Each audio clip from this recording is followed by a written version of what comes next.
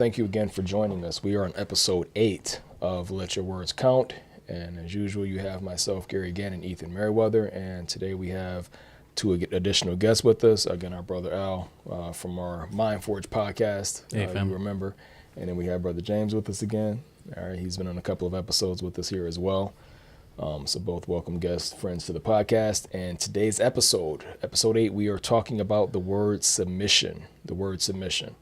And we'll leave the definition, talk about the etymology, positive and negatives, how we can maybe change the usage of the word or kind of captivate something that appears negative and give a positive spin to it, right? So starting off with the definition, we have submission refers to someone who yields to the authority or will of another, often by being compliant, obedient, or passive in their behavior. A person who yields to the authority or will of another, often by being compliant, obedient, or passive in their behavior. All right, so whoever wants to take, I don't know, Ethan, if you want to take on the etymology, or if we have any other thoughts to kind of start us off here, we will kick things off. Sure. So we have the etymology of the word, history and origins. The word submission comes from the Latin sub, meaning under, and mitere, meaning to send. It implies placing oneself under the authority or control of someone or something. So that is the etymology of the word and the history and origin. Interesting. So starting us off already, I know, again, we did the word manipulation the other week, and it strikes a lot of the same chords as submission here. And, so we'll jump into some of our comments, but this is another one of those words where as soon as you hear it, sometimes there's this more negative connotation with it. Doesn't mean it's necessarily a negative word. So let's kind of jump in and start to understand why people may view it as negative, how we can view it as positive, and things like that. So I don't know, Al or James, you guys have any thoughts you want to throw in here? Of course, we know that the word all comes from the base word to mean submit. Mm-hmm. And then from that, we have submission. Mm-hmm. And then, of course, you have submissive as well. Right. Okay. Right. And I was actually thinking more so on the word submissive. But, of course, I know they all branch from the same family. Before getting into a whole lot of detail, I was thinking when it comes to submissive, it's more than just an act, if you will. And I don't mean fake, I mean a deed. It's a way of thinking. So a person, if they choose to be submissive, we might say that's their character, right? And so when we talk about the word submissive, of course, it all backs up to, and I think we use the word authority. Okay, so as we've said on other words that we've discussed here, it all depends on what we consider to be the authority by which we feel that we choose to yield. And of course, I'm stressing that word choose, to yield. So that's all I'm going to say for now. Let someone else jump in and we go a little further. Okay. Yeah, when I think of the word submissive or submission, it has, I think, been perverted down through just in humanity, when actually, in my opinion, submission is a part of humanity. It doesn't have to be something negative. I mean, submitting to an authority, we all have our roles, our places in society and in hierarchies. And I think, when it comes to, say, for example, genders, I think that's kind of where it becomes problematic when you use the word and then you apply it to people's situations or genders, things like that. And I think that's where it has become problematic. But I think in general, it doesn't have to be a bad thing. It could be a focus more on a harmonious society. Absolutely. Submission, submissiveness. It can bond with peace, harmony, acts of kindness. We submit one to another to help one another through certain things. I mean, you can use submission in those types of contexts, and that will enable people to allow themselves to yield to other understandings, other perceptions. It doesn't have to be a bad thing. So I think it just, like many words in the English language, it has been perverted, and it is made to be something that it doesn't have to necessarily be. I mean, there's two sides to every sword. A lot of words can have negative connotations as well as positive, but I think if, when you're dealing with perspective and experience, that kind of determines, how people are going to define it. So Definitely. Yeah. Definitely. If I can just jump in, based on what Al just said, and I agree wholeheartedly, because as we know, certain words, just by the way we use them, they get a positive or a negative connotation. Mm-hmm. And when I was thinking about this before we started this, I thought about a word that's totally unrelated. So stay with me just for a moment, okay? Mm-hmm. The word die or death, okay? Or dead, if you will, okay? Mm-hmm. So, meaning obviously no life to it, right? Right. But then, how does one die? Okay? One can be murdered. Okay, so we use a different word for someone murdered versus someone that was killed. Because someone may have been killed in a car accident, for example. But we wouldn't necessarily apply the word murder unless, of course, you get into the courts and then they get into blame. But, not even going that far. Sure. We just make distinctions like that. So even though dead is the base word, we could say someone died. But we won't use the word murder or they were killed. They just died. They died of this disease. They died of that disease. Okay. Interesting. So why am I saying this? Because it's very important to make sure when we're using the word, understand the actual use of the word, not the use of the word, what the word actually means before we decide to put our own spin, if you will, on it. Because someone who is hurt because their family member may have been killed, but they weren't murdered. But your heart being sad for that person gone, you may accuse the person that may have been responsible for them dying as murdering them. But murder would not be the right word. Right. It was they were killed. Right. It may have been an accident, if you will. So when it comes to the word submission or to submit, we know, and when Al mentioned the word gender, we know and I'm sure we're going to get into that at some point. It gives a negative connotation. So certain people, when they hear that word or any form of that word, in their mind, it automatically turns negative. Absolutely. Absolutely. Yeah, that's so true. And I think it's imperative also when you're talking about context. I mean, again, submission, sub. I think when you think of the word or the prefix subservient, subtract, subordinate, it's all under, it's all negative. It all takes away. Exactly. And if you change the context of it, like say, for example, in marriage, I submit to the love that I have for my wife. I submit to joy. I submit to peace.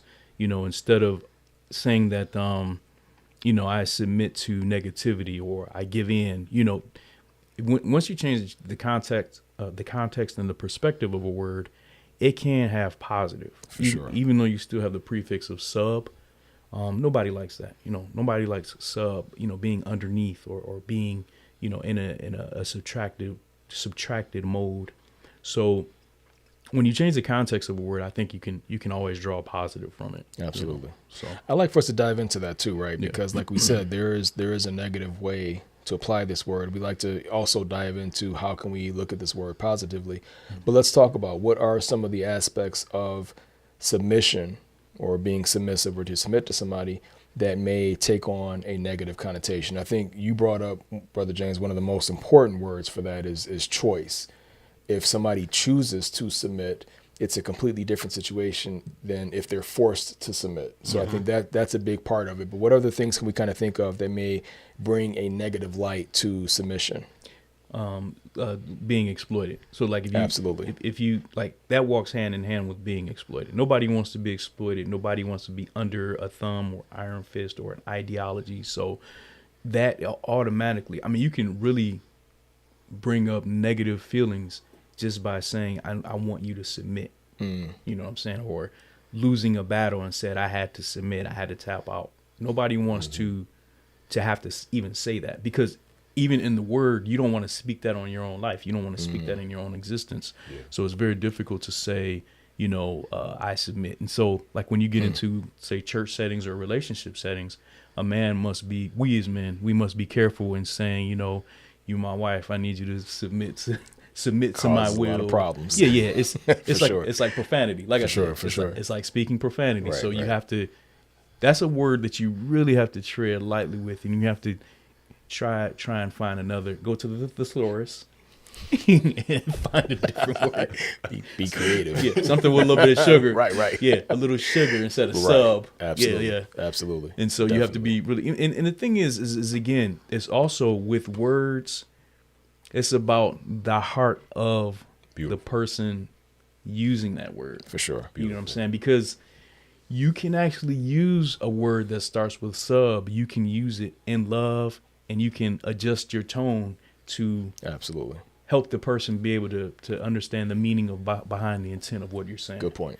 You know what I'm saying? If I'm talking to my significant other and I say, you know, I need for you to submit to the idea of what I'm trying to tell you. Mm-hmm. You know, Mm-hmm. maybe that can, she knows my heart, Mhm. so I'm not trying to talk down to her. Right. Yeah. You know what I'm saying? And that has to be understood. But then again, that's your entire lifestyle. Sure. You know, Sure. that has to play into Exactly. how we come to that word. That's right. You know, I mean, That's if I'm always, you know, just yelling at her and stuff, and then I say, you gonna submit too, on top of all that, Right. I'm gonna have you submit, you know, Right. it Right. doesn't work that way. For sure. It's a very, very sensitive word to use. Though. Absolutely. Just in general, man. Yeah. I mean, Sure. everybody wants to shine. Nobody wants to be under. Nobody wants to be behind. No one wants to be in a situation where they're not seen. And submit to a lot of people means unseen or not noticed or not recognized or just, again, exploited. Mm-hmm. So that when I think of submission or submissive or submitting, I think of becoming easily exploited. That could be the next step for many. Interesting. So I want you to dive into that, exploited a little bit more, Okay. so the audience can get an idea, like what that looks like. Okay. You know what I'm saying? Can you give an example? Well, yeah, I would say the biggest example, unfortunately, is in our culture, say in America, when you think of different groups of people based on their gender or their skin color or their nationality, they have to submit to different systems and authorities that may not be in their best interest.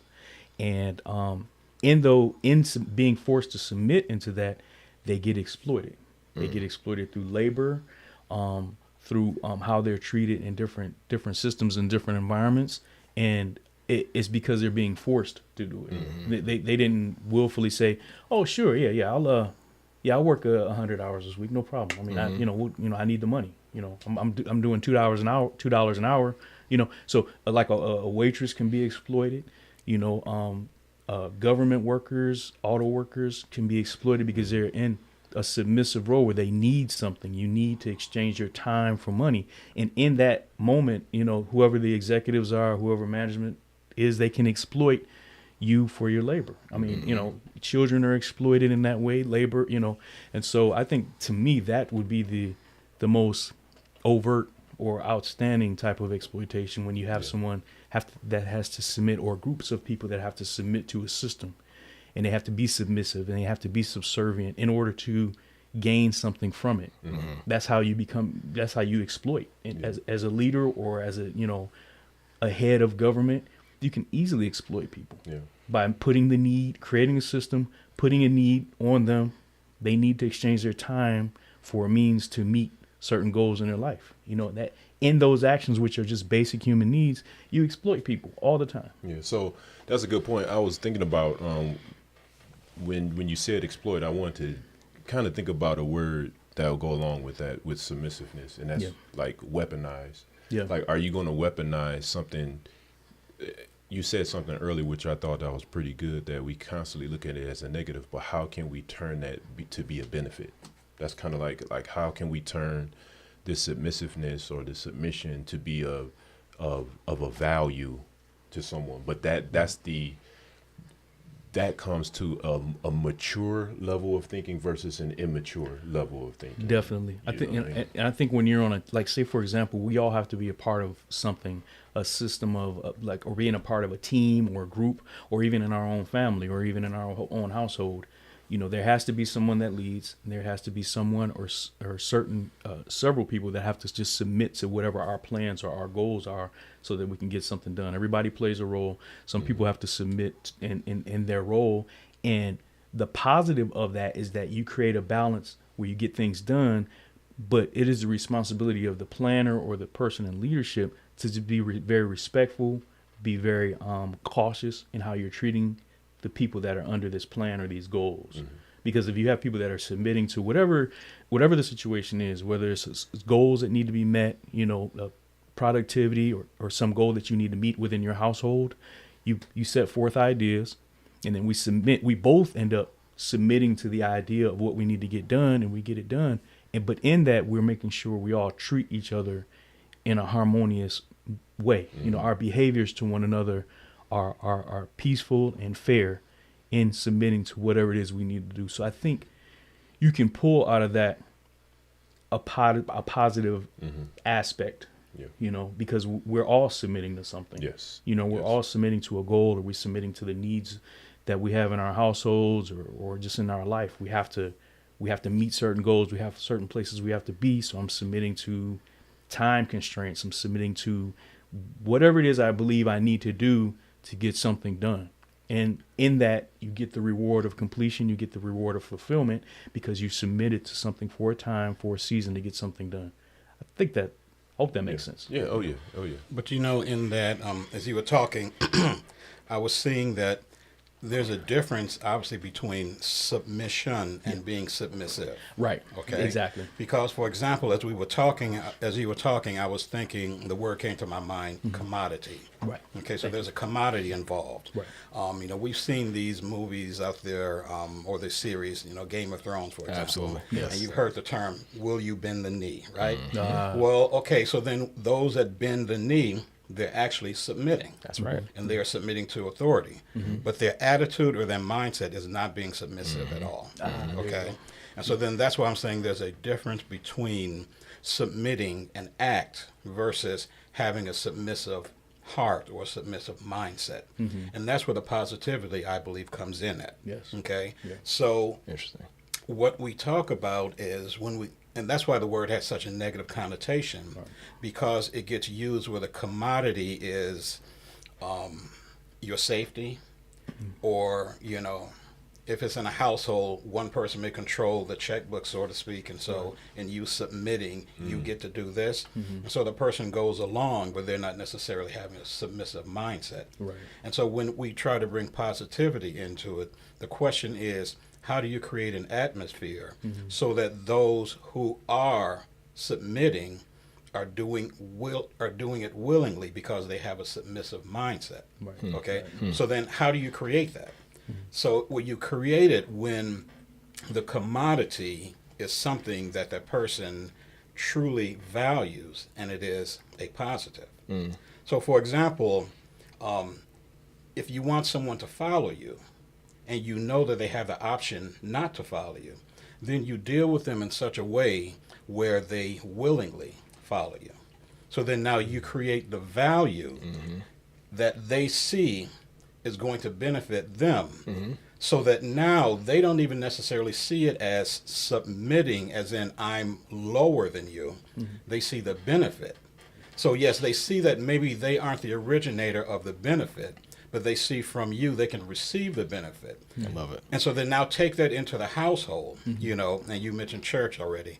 And that's one of the worst things that I believe that's happened, whether it's in the church or even outside, just in society as a whole. The gender wars, if you will. Yes. Okay? Yeah. And authority is not a negative thing, but when it gets used negatively, Yes. then that's why we're discussing this word being submitting to someone. That's why it gets a negative connotation. Absolutely. How do I deal with someone in such a way where if I'm in a position of authority, they willingly follow? That's important. And I'm charting out. I'm kind of like drawing up just the way my broken mind works. I'm writing out some of the details we're talking about here, because I think that there are key elements. Like the word by itself is just a word, right? It's how it gets used, how it gets applied, how it gets understood, that assigns this either positive or negative connotation to it, right? So we talked about choice. I think that's the main one. We've kind of gone back and forth about how that can look. Is it a forced submission? Is it you don't have a choice? That's a big one. And I think the other thing we're kind of getting to here is what is being exchanged for submission. Right, we talked about, is it just my time? Is it my time for a paycheck?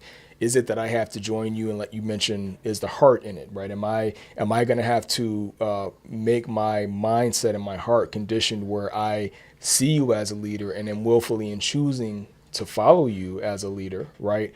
Or is it, because willingly could also be, if you don't follow me, I'm going to kill you. Now make your choice, right? Right, That's right. going to be negative. It's willing to a degree, but it's with this under this threat and this fearful usage of the word. Like, if you don't do these things, I'm going to execute you. Now make your choice, right? So what's being exchanged? Is it my silence? Is it my labor? Is it my time? And how much of a voice do I have in this? I think these are the things that kind of, when you look at like the spectrum of these, the variations in choice and the variation of what's being exchanged, it's within those details that it's seen as either positive or negative. And then I think the other aspect of it is you have people on both sides of the equation. You have the person that's submitting and the person being submitted to. So I think when you have to look at the intentions, more so of the person that's being submitted to, what are their intentions? Are they trying to give you something in exchange for whatever they're asking your submission for? Are they being fair with it? Are they valuing your safety? Are they doing or asking for your submission with compassion on your situation? You know what I mean? Those are the things that I think, kind of round out how is submission going to look when it's actually applied. Is it positive or negative, right? Definitely. So, Yeah, and I think it's imperative for the person or the groups that are in the positions of submission to educate themselves on the situation that they're getting in. Yes. I mean, it's important to know whether or not that submission it means abuse or if it means Absolutely. degradation. absolutely. You need to know that for yourself. For sure. Because then that dictates how you're going to move. It helps you understand the position you're going to be in. And that goes for corporate environments, that goes for marriage, that goes for whatever situation you're in. When people get engaged, they have to say, for both parties, they have to say, what am I getting into? Am I getting into a situation where I'm going to submit based on being degraded Right. or abused? Right. I mean, those are fair questions to have in your mind. Absolutely. And that's why I think it's imperative when we talk about language, words, speech, that we understand these words, because they kind of help define and shape our perspectives For and sure. our reality on how we're going to think about things. For sure. And how we're going to try and move forward with our lives as it relates to the words we speak on our life, we speak on the lives of others. And I know it's very difficult when you think of the word, any word that starts with sub. Sub is just not, that's I'm talking about a submarine sandwich. I mean, outside of that, subs are not. Right. The word sub is just not attractive. It's just not. I mean, we have to just lay that out there. But underneath that, there are things that you can turn that limit into a positive. For sure. For sure. Right, but even with that, if we take it outside of humanity, if you will, think about systems. There are systems, there are subsystems, right? There's flows of work, okay, where one group can't do something until another group does theirs, okay? And it may start at this group, and then everything else comes underneath or sub. But that doesn't mean the value of those that follows is any less than where it originated from, okay? It's true. And so if we take that mindset and put it into our homes, for example, whether it's between ourselves and our spouses, excuse me, or including our children as well. And I mentioned the word commodity before. Okay, so the one that is, or who takes authority, let me just put it that way. Have they made clear the commodity for which they are now a holder? And by receiving from me, the one that is in authority, those who are under me value that same thing. And that's where the willingness comes in, okay? Otherwise, it's because, we've made shipwreck, within the church and even outside of the church with respect to gender, okay? How many times have we been in church and when they go to Ephesians 5, wives, submit yourself, and then all of a sudden you see the eyes of rolling, and You're the exhaling. Yeah. Right. And one of the worst things about that is, because I think about it this way, and I've said this many times, God has never given one person authority over another person to do the will of the first person. He has never, ever done that. So that being the case now, if I am the one that has the authority, then do I keep that in mind, or do I make it now more so of myself now? God, I'll say that again. He has never given one person the authority over another person for the purpose of doing the first person's will. It's always been to do God's will. So that now the person who's in authority, if they're going to do God's will, do they know God? Do they know the will of God? Are they carrying themselves in such a way so that those under them willingly, because they, in this case, see God through this person who is in authority? If we don't have that, if we just have a male who thinks by reason of me being born male, therefore God has given me the authority, that is not what God has done. That's right. But unfortunately, many of us look at it that way and treat others in such a way that now they are actually looking negatively at something that God has laid out in a positive way. Awesome. Yeah. That's absolutely right. And I think that's more, again, of that element of how do you make this sub word something positive, right? I'm choosing it. What I'm getting in exchange for my submission is something fair and something of value to me, right? And it's being, my submission is being given to someone who I want to express my trust or respect for, right? But again, I think, all these things are the things that have to be kind of the boxes that have to be checked, right? If it's going to be a positive connotation of the word, you know what I mean? And like you said, even like for a pastor or for some kind of leader, because we're all going to come under some kind of leader or teacher throughout our lives. You can't escape it, right? But it's just, it can be a positive experience when the person that's being submitted to has your well-being in mind, is giving you something in exchange for that. Or again, you're willingly doing it because you see some greater purpose that submitting to this person is going to bring that benefits you as well. That's how you take the maybe associated weakness out of the word or the powerlessness out of the word and become empowered because I'm going to be a part of something that's bigger than me, or I'm going to submit to somebody that I do trust or respect that's going to do the right thing once I submit my power or my authority to them, right? So, yeah. Let me ask y'all a question. And y'all's opinion is based on your life experience. Can you attach the word love to submission? Yes. Well, okay. I think may have answered too quickly. Because I'm thinking about in actual practice versus, I look at, like, remember one of the slogans from the Air Force, aim high, right? I look at it that way. I see love in everything. And there's actually love in submission as well when it's done the right way. I agree with that. Right. When you aim high, when it's done the right way. Right. But when it's done selfishly, then no, there's no love in that at all. So, yeah, that makes sense. Because when you think about submission, you use the word selfishness, I think that's what kind of submission kind of more so walks in lockstep. Who is ever administering the authority over that party or parties, I think that selfishness of you're going to follow my lead, my agenda, my goals, and then I discard you. Right. But see, the purpose for true submission is for growth in the individual that is submitting. In other words, if I'm going to yield myself to someone who's teaching me, instructing me, giving me examples, or words of wisdom, the benefit to me is if I yield my will to receive what they have to say, I'm going to be better for it when what they're giving me is of such value. And if it's coming from truth, then I'm going to grow from it. So we're talking about a situation where submission breeds growth when the thing that you're submitting to are the things of God in this case. There was a question that was asked about what does the right way look like? Within what context? A household, job setting? Concerning submission. Go ahead, Mike. You can say something. Yeah. We got a comment off the camera. You mentioned that submission can be in lockstep with love, so to speak. And you said it only if it's done in the right way. So I'm curious, could you expound on what the right way would look like? Okay. In a particular setting. I mean, that's up to what. Can you rephrase the question again? So Okay. Now I understand. The question had to do with I make the statement. Well, the first question was asked about submission and love, And I says, yes, it definitely goes hand in hand when it's done the right way. So the question that came from Mike is, give us an example, okay?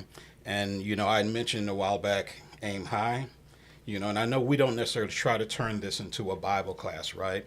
But that's where my thoughts are as far as what the goal is, okay? So when you look at an individual who missed out, if you will, on something that they needed to better themselves, okay? And I'm actually talking scripture without going into scripture, right? And so then therefore, them missing out, they may have a mindset of valuing what they currently know because they don't know what they don't know. So then me knowing what they need to know, how do I bring about that knowledge to them so that they can receive it, value it, and so that they can mimic it, okay? And so an example of it is by first showing the individual why what you want them to do is of value to them. So around the household, for example, okay, I don't know if this is a good example. My wife, there was a time where let's say she had an issue with, if she's going to go somewhere, I say, hey, babe, where are you going to go?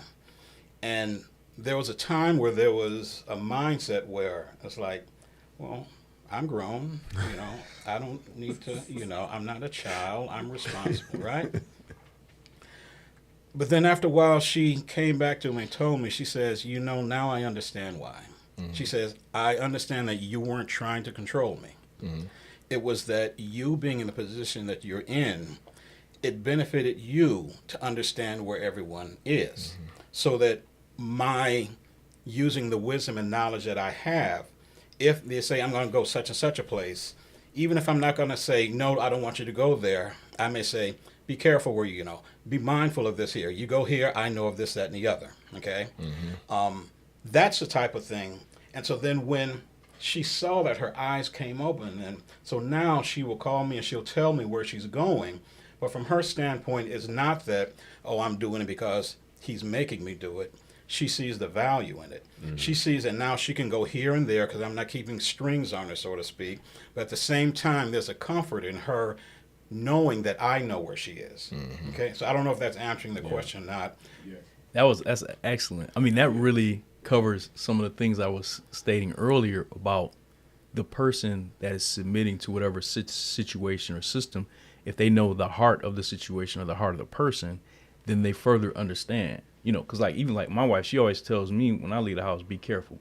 I know for a fact that's her way of just saying I love you. Yeah. Like she literally just always like, be careful, please be careful. And it's like I used to be like, I'm gonna be good. Dudes, we used to be like, I'm good. What you talking about? I'm always careful. But in reality, that translates to me because I know her heart towards me. It just means I love you. Please take. And so your wife understood. Like you were just like, I care about what you getting into. I need to know where you at. Now there are apps you can track, but but it's interesting how words can mean different things also, or phrases or thought processes. And you learn about a lot of that stuff in your most intimate relationships because within your own relationship, you develop language, and it's the most beautiful thing is when we come together, especially in settings like this, and we come to understanding different things about speech, about language, about words. Because life is not emojis, man. Right. Life is not like shorthand. I can't stand that junk, man. Everything's like flames and, brown piles. Thumbs up. It's like, I mean, this is a beautiful podcast, man, because language and speech, ultimately, like in any civilization, there you go. That's all you got, man. That's like water and air. Like we can't communicate if I don't know what submissive means. If I don't know what subservient or the prefix means, I'm lost. Yeah. Because it's like, oh, cool, I'll submit that, whatever that. I'll do it. What does submit mean? Am I going to get paid? then you don't even know the conditions of anything. You don't know what to ask. See, that's a good point. Yeah, if you don't know certain words and their meanings, you don't even know what to ask. You can be in a job interview and they be like, very good. They be like, yeah, we'll We're going to give you $15,000 a year. Do you submit to that? Yeah, whatever submit means, I'll do it. Because I'm getting paid, right? I mean, it's like you need to understand what's being said to you. And in these discussions, Yes. I hope people see this because it helps you understand the deeper meaning of something. And it doesn't always have to be negative. Yes. I think that's because if you think about it, man, the times we're in now, the crazy times we're in, where it's just the wild, wild west, everything's negative first. And so if you can have these discussions to extrapolate what is positive in word and speech and language, then I think we're adding to the world. We're adding back. Yeah, we're adding back instead of taking away. So. No, that was very good. I was thinking about how fragile we are. Yeah. You know, as humans, we're fragile, that one word can be bent in many ways in order for someone to be subjugated to another. Yeah. You know what I mean? And to go back to the thought about love again, that was one of the main reasons why we wanted to start this podcast, is a vehicle to understand love, because love is not always the easiest thing to understand in application and meaning. You know what I mean? Because once again you said about emojis, you always see people having the hearts. That's not love. Love is greater than that. Yeah. You know what I mean? Yeah, you know, and Yep. sorry for jumping in like you're that. good. I was just thinking of something else. Whether it's in a household or say whether I'm teaching a Bible class, for example, I recognize that when the people are listening to me and receiving me, they are opening themselves up to receive. Okay? So then therefore, I have to love them so much to be careful of how I say what I say. In other words, if they're putting me in a position where they're holding me up in a position of authority, okay, not respect of persons, but they're saying, okay, we value what you have to say. Do I take that for granted? And this is where taking it personal or, benefiting personally can come in if I'm not careful, Oh, they love me. They're waiting for every word that comes out of my mouth. Well, no, that's not love, okay? And when I understand that my goal is, because they are submitting themselves to receiving, therefore, it's on me to give them value. Yes. And that's why I keep coming back with that word value. What value am I giving them? Not only my words, but my life as well. And so going into the household as husbands as well, what value are we giving our wives and our children so that what we say and do, it's such a way so that when we say, hey, babe, won't you do this? Or you can't, they say, even if they know they want to do the opposite, they see the value of it because of your track record. And they know that you're not doing it selfishly. That's one of the other things my wife told me early on in our marriage. And it came out that there was a point in time where she thought I was acting selfishly. And then you know how if a woman feels like she has to protect herself from you, it don't matter whether you are quote unquote in authority or not. If they feel like they have to protect themselves from you, you have someone who's just bending the knee, but not being submissive. Right. Okay? Right. And so submissive is not a bad word because you are looking for that person to grow in submitting. That's why even the Bible says for the husbands to teach the household, right? There's supposed to be growth. It's not just I'm in charge. But unfortunately, too many just look at it as I'm in charge and this is God's way. Well, you don't know God's way. Right. But, just a quick thought. I'll get back to you, Al. One thing that I thought about as everybody was talking about is, when is submission diluted after a while? And what I mean by that is if a man, as an example, if a man is supposed to be over the household or whatever, I mean, okay, I'm saying this as an example, not to create a controversy, all right? I'm just using this as an example. And he's mentally unable to bring value, that value that you're talking about anymore. What happens then? You understand what I'm saying? So, and that goes with companies where we submit ourselves to a manager. When that corporation or that authority or hierarchy starts to diminish in any type of way, what happens to that individual then? You see? And that's the reason why I wanted to kind of think about this submissiveness, that is there weakness not from the individual that is bending to it, but after a while where the powers that be or whatever that you're submitting to or whatnot is waned or anything like that. You know what I'm saying? Or has what happens to what is the impact? There you go. What is the impact when submission is no longer available? Well, you know, you have That's people not the in right word I'm authority. trying to You have say, people in but I position think of you understand what I'm saying. authority who really aren't qualified to be in that position, and then there may be wisdom and knowledge, if you will, that is missing in the person that's actually in charge. Okay, so then what do you do in that situation? That could be in the household as well. Sometimes our wives are smarter than us. Many times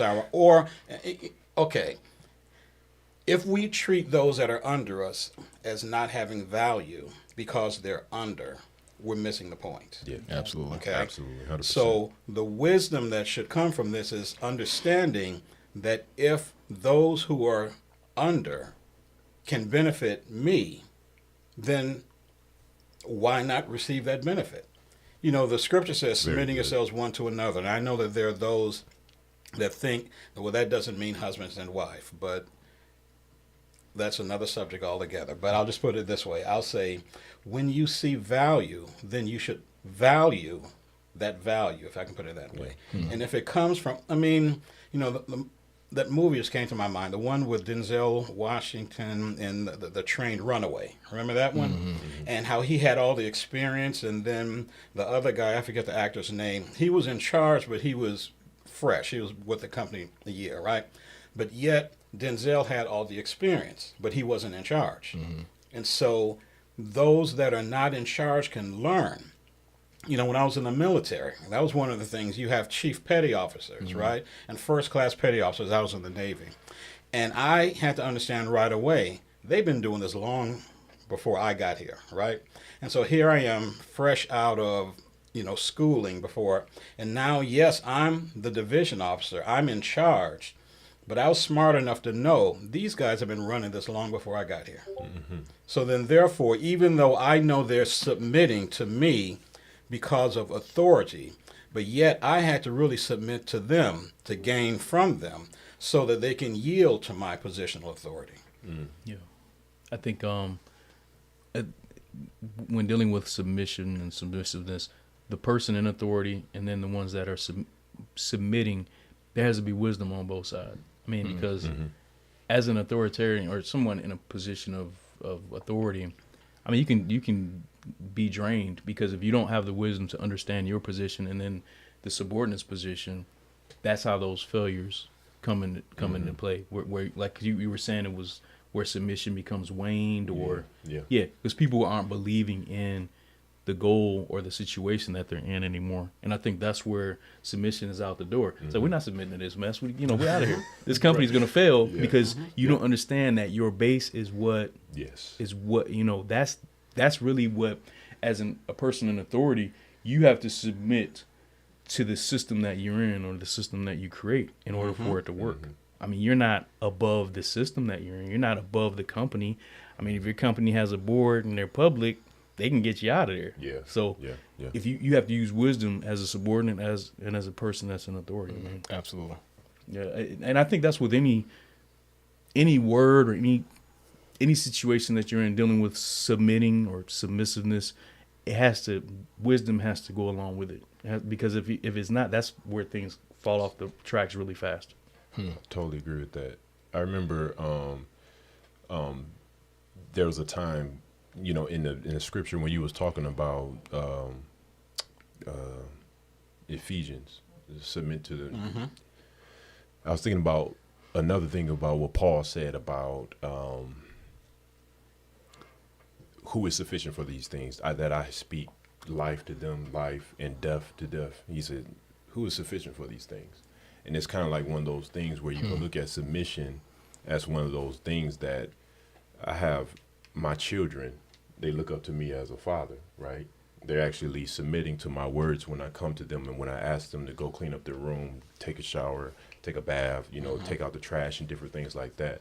Because what it is they don't necessarily see the value in that yet, but later on down the line, their little minds, their little immature minds are going to mature and see the value and the benefit and say, I understand what Dad was talking about all this time. And I think that that's the love that you can find in the submission, because I'm not going to harm him. You was talking about the authoritative figure that will possibly use that as a way to control people, manipulate people's mind, and bend their will on individuals. That's not the submission that I want to approve of. You see what I'm saying? But I want to approve of submission where love is in there, where I can learn from my child. I was showing something on the piano with my child, and he's actually showing me something in return. You know what I mean? So, and that's the key. One teach, two learn. And that's the whole key that I look at how submission should be done across the board and what we do. But like you said, that sub, the very moment you say sub, there's a negative tone that comes with that. So how do we retool our minds, as key points where I can retool my mind that I will not, there's something that I can use that for to lift us all up. You know what I mean? And not be held under, as the word says, the etymology of the word is put under or placed under. So how can I use this thing to give glory to that other person so they can be uplifted in the harmonization that you're talking about, that everybody can be benefited by? I think that it's a glorious thing where you can take a word like that and use it as a means for maturity and value and growth, instead of putting that word means this, so I'm gonna put my foot over your neck, on your neck. Yeah. So I think submissiveness, the word itself is specifically one of those words where you can't always listen to what is being said with the word. You just kind of have to watch what comes after it, because your actions can make submission a safe place. So your child understands that he is safe. That's why he doesn't mind doing what you tell him. But if you say, "Hey son, watch this. I want you to go try and jump off that cliff," he's going to be confused, because it's like, that's not safe, Dad. I mean, why would you tell me that? But if he knows that you're trying to just show him something. And I think when we talk about the will of God, if we feel like we can trust and that he's just trying to show us something to better ourselves, then we'll trust it. And I think that's the same with father and children. You have to create, okay, I'm going to use the word submissiveness, but it's not like we're in the ultimate fighting, mixed martial arts. Right. You know what I'm saying? Because if we're talking about submitting that way, Right. then I don't feel safe, right? But if we say, wife, I need you to submit to this idea that I have, and let's plan it out and let's work it out, and I need you to trust me. If you use that kind of language surrounding the sub word, then I think it can be well received. And you got to add sugar to that stuff, man. Like, you can't just be like, you gonna submit. We engaged right now, but when we get married, she's probably not gonna hang around. Right. You know what I'm saying? So speech, language, and then the context that we build around these words, man, I think is more important than the word itself. You see what I'm saying? Because again, people are always gonna be like, it's gonna bring out negative emotions when you talk about submitting, especially when we get into genders. I think that's the most problematic area for that word, is in gender roles. Nobody wants to hear that. Men definitely don't want to hear it. Women particularly don't want to hear it. So you have to create a safe space for that word, and it's gonna flow through your actions. It can't be. That's true. You can't really lean on the word in this. Most times you have to lean on words to understand the heart of a person. Right. But with submit, you can't really lean on the word. You have to look at the person's actions that follow it and the context that they build around the word. For sure. If you don't do that, then you're always going to be questioning. You're never going to be able to build up trust with whomever uses the word So submit. true. Absolutely. So true. Absolutely. That's awesome. Very good. That's So awesome. what would be some of the key takeaways from this conversation, you guys? And actually just this was actually a word that was suggested for us to discuss. Actually, my sister, she asked us to kind of expound and discuss this word a little bit, and it's good.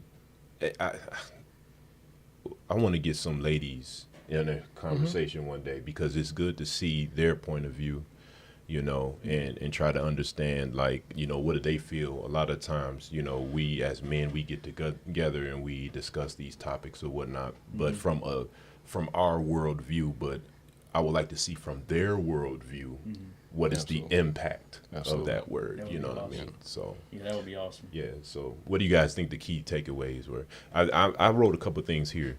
We were talking about immediately is a negative knee-jerk reaction response to the word by hearing the word sub, right? Al, you were talking about the context, understanding the whole context of the word as well. And these just a couple of my notes. I'm gonna let you guys jump in as well. Exploitation, or how a group of people or a person can be exploited by the actual act of submission and submissiveness. The maturing versus the immature level of it. And those are just a few things. And it's not weakness, and submissiveness is not weakness. That's one thing that I wrote down I didn't get a chance to talk about. We may look at it as weakness, but no, it's actually a strength if you understand and you're mature enough to utilize it properly. Even if the person has intentions that were wrong, you are still able to bend that in a way. That's a choice at the end of the day. You know what I mean? It may not look good, you may not feel good, but you do have a choice to kind of change your way of thinking concerning it. But that's just my thought, and that can be for another day. But those are my key thoughts right there. Anybody else have any key points or takeaways? My main takeaway from this discussion is that we owe it to ourselves to examine words that don't make us necessarily feel good. I Absolutely. think it's imperative. So, and I mean, the example you're always going to have is relationships. Because those are your most intimate interactions. And so even as friends, like if I use a word against you that you don't like, I may not think nothing's wrong with it, but you may not like it. Yeah. So we need to sit down and talk about, so like, why did you say that to me? Why did you use that word? And sometimes you can get in those conversations within your household and your marriage. True. Like, why did you say that like that? And so when we talk about a word like submissive, I mean, man, that's nobody feels good about hearing that. Yeah. And you don't care about anybody's heart towards, right? Like it's submitting. So having context, like I was saying earlier, having context around it, I think is the most imperative thing to make it more tangible. And then people have to understand your heart behind what you're saying. Yeah. But I think it's my biggest takeaway, like I said, not to be redundant, but I think it's just imperative to really talk about words. Not ideals, not, belief systems or anything, but just words that don't make us feel good. And I think once you kind of get in these settings where you can kind of flesh it out and say, and look at different perspectives, I think that's why for a topic like this, it is important to have one or two women here, Agreed. And sitting up here with you and kind of really hashing it out. Because, we're men, we have our own perspective, which is limited to us being men, living in a society that can be in some ways male dominated. So we have our own perspectives. Not that we're necessarily a part of all that stuff, but we have our own perspectives, but we're not women, and it would be very nice to hear, maybe some of our girl cousins or your sisters or our wives or someone that can give us a different perspective as to how they feel about those words. Because, I mean, we all know that the church has been really rough on women, like the churches that we come up in. And we would like to hear some of those discussions. Like, how did you feel about certain things in those experiences? So, yeah, definitely a good key. Yeah. I think my main two things I think are just looking at if you're a person that's in authority that has or expects someone to submit to you, the way you make it a positive experience is kind of going back to those words you talked about before, just invitation, right? Don't make it forced, but invite them to cooperate, invite them to be a part of something bigger. And if you're going to be a person that's in authority, you should be letting that person know that they have value to you, that they have a value to you, and tell them that you see that value and how you plan to use that value and plan to add to them, right? And plan to have a concern for them, right? Care for their well-being, care for their safety, things like that. If you're a person in authority and you're wanting somebody to submit, see their value, add to them, and have concern for them. And if you're a person that's submitting to someone else, those same things should apply, right? If a person doesn't see your value, doesn't try to add back to you and doesn't have a concern for your well-being, your safety, whatever else, you shouldn't be submitting to that person. It's not going to be a safe or a positive experience, right? So That's awesome. Awesome. James, you have anything? I guess 3 words, and I think they all flow together: unity, oneness, and peace. Okay, and you know, I talk about aiming high, because to me, when it's done right, that's the results. You know, so that no one feels lesser of themselves because they aren't the one in authority. right. And they also know that they have value, and their value actually can be a form of authority as well. Because when I look at authority, it's not always just positional to me. Right. It's if I have something of value to provide to you, then for that moment, I am the one that has the authority. Because the authority is not me as a person, but it's the what I have to say and how it can benefit the environment. And so when you're in an environment where the one who is in charge or who is in authority is doing it in such a way that it brings about unity, oneness, and peace, that's what you want. Absolutely. Absolutely. That's awesome. That's That good. is awesome. That's That is good. awesome. Yep. Well, that's it. I think we're ready to close for today. yeah. So we thank you, everybody that has tuned in, those that watch the video later. Be sure to like, comment, share, and subscribe, all those things that help the algorithm. We are also always evolving our setup. We're going to eventually start sharing some of the screen stuff with you guys as well. We've been looking at feedback from the audience. We're always taking in words and suggestions from the audience. This episode, and I think maybe 1 or 2 of the other ones we've done before, have been by requests from the audience. So please keep the requests coming in. Keep us in mind, again, if you come across a word that you think has been misused or not applied the right way or has a negative connotation and shouldn't, submit those things to us. And again, we'll continue to kind of refine our format here. And again, want to be sharing the screen with you, kind of projecting a screen here and showing some of the things we're looking at with you here. But we thank you for your time, and join us again for the next episode. Take care.